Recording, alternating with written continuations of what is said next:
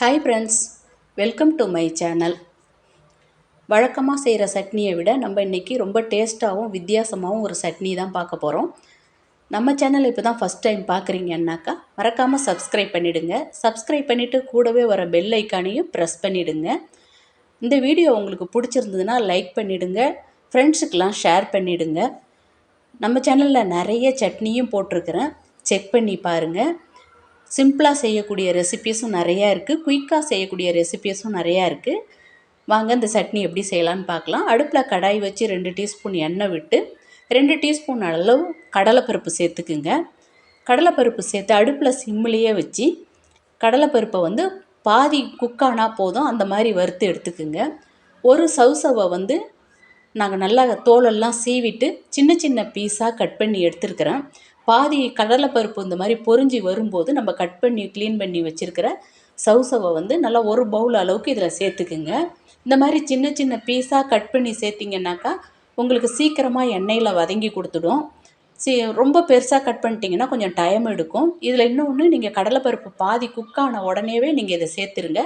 மீதி எல்லாம் சேர்ந்து வதங்கும் போது உங்களுக்கு அதில் வதங்கி கொடுத்துடும்.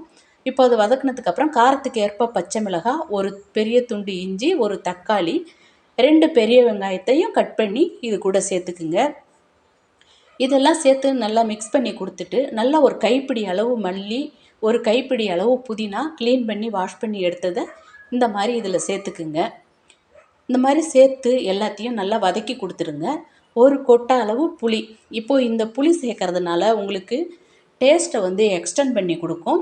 ரெண்டாவது, நீங்கள் லஞ்சு பாக்ஸுக்கு கட்டுறீங்க குழந்தைங்களுக்கு, நீங்களே எடுத்துகிட்டு போகிறீங்கன்னா கூட புளி சேர்க்கறதுனால சீக்கிரம் கெட்டு போகாது. இதை நல்லா எண்ணெயிலே வதக்கி அதிலே வேக விட்டுடுங்க.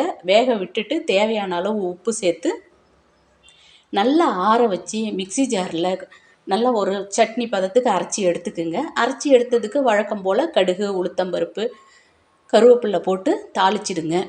இந்த சட்னி வந்து அவ்வளவு டேஸ்ட்டாக இருக்கும். குழந்தைங்களுக்கு நீங்கள் ஹெல்த்தியாக செஞ்சு கொடுத்தீங்க, ஒரு வெஜிடபிள் வச்சு ஒரு சட்னி செஞ்சு கொடுத்தீங்க அப்படின்னு ரொம்ப ஃபில்லிங்காகவும் இருக்கும். இது டேஸ்ட்டும் ரொம்ப நல்லாயிருக்கும். இட்லி, தோசை எல்லாத்துக்குமே இது வந்து ஒரு பெஸ்ட்டு காம்பினேஷன். வழக்கமாக சாப்பிட்ற சட்னிக்கு பதில் நீங்கள் இந்த மாதிரி செஞ்சு கொடுங்க குழந்தைங்களுக்கு.